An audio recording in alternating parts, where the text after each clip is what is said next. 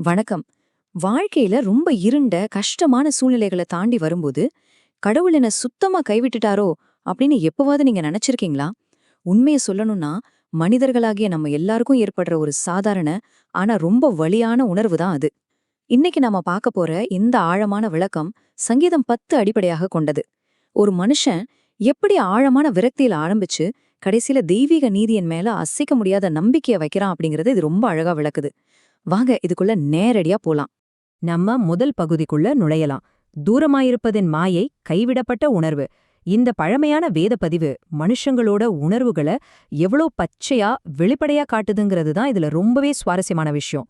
கர்த்தாவே, ஏன் தூரத்து நிற்கிறீர்? ஆபத்து நேரிடுகிற சமயங்களில் நீர் ஏன் மறைந்திருக்கிறீர்? இந்த வார்த்தைகளை படிக்கும்போதே அந்த சங்கீதக்காரனோட வேதனையா நம்மால முழுமையா உணர முடியுது இல்லையா? நமக்கும் வாழ்க்கையில பெரிய ஆபத்தோ இல்ல தொடர்ந்து பிரச்சனைகளோ வரும்போது கடவுள் நம்ம விட்டு ரொம்ப தூரம் போயிட்டாரோ, அவர் முகத்தை மறைச்சிக்கிட்டாரோ அப்படின்னு கண்டிப்பா நாமளும் நினைச்சிருப்போம்.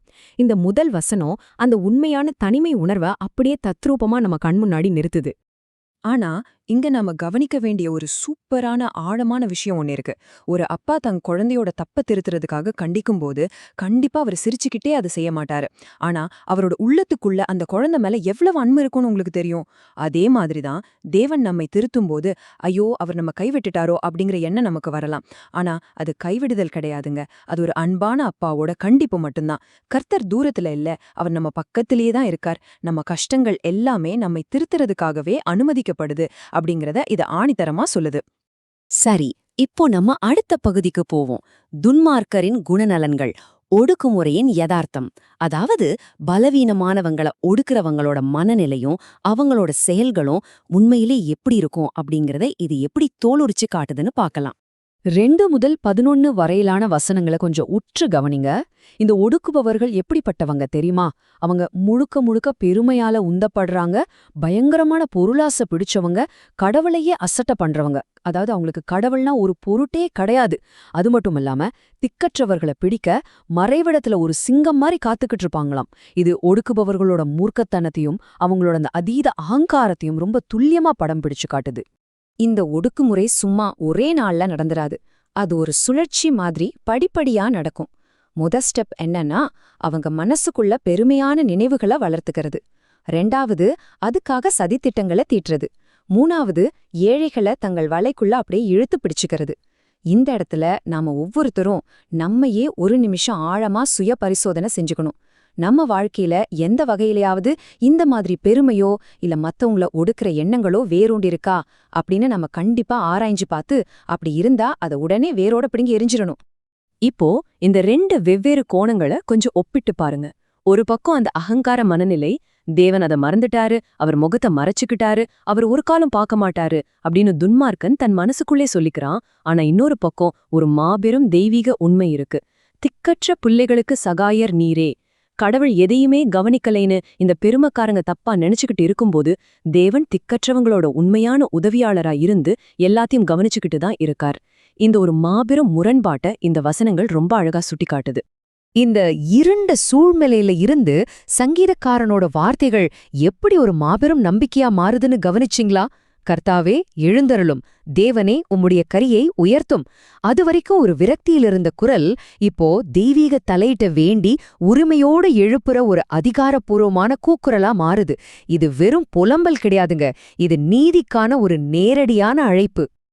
இந்த ஒரு சிறப்பான மாற்றம் நம்மள அடுத்த முக்கியமான பகுதிக்கு கூட்டிட்டு போகுது. நித்திய ராஜா, நீதிக்கான ஒரு கூக்குரல். இந்த வேத பகுதியோட உச்சகட்டமே இதுதான். இங்கேதான் அந்த புலம்பல் முடிவுக்கு வந்து கடவுளோட எல்லையற்ற வல்லமையின் மேல ஒரு முழுமையான உறுதியை நம்ம பாக்குறோம்.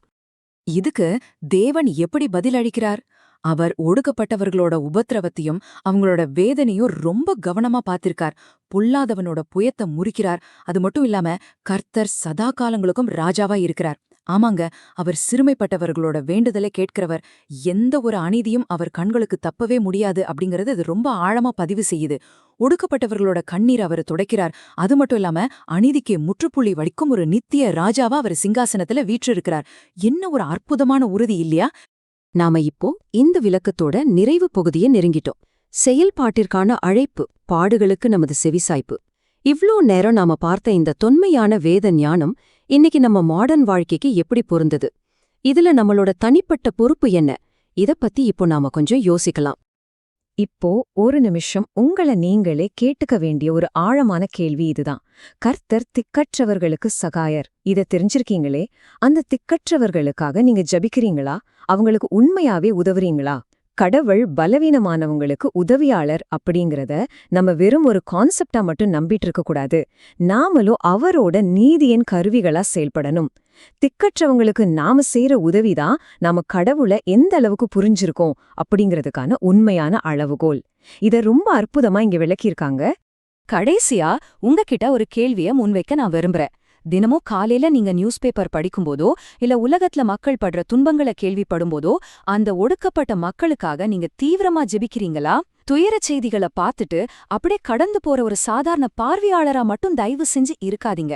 அந்த விரக்தியான செய்திகளை பார்த்து புலம்புறத விட்டுட்டு அத ஒடுக்கப்பட்டவர்களுக்கான ஒரு செயல் வடிவமான ஜெபமாகவும் ஒரு உறுதியான உதவியாகவும் உங்களால இன்னைக்கு மாத்த முடியுமா? யோசிச்சு பாருங்க.